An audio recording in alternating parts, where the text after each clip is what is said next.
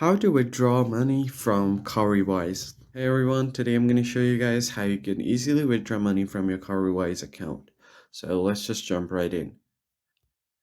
The very first thing you're going to have to do is go ahead and open up your account and log into it. Then you'll find the stash option at the bottom right corner. You'll see your ideal balance right here.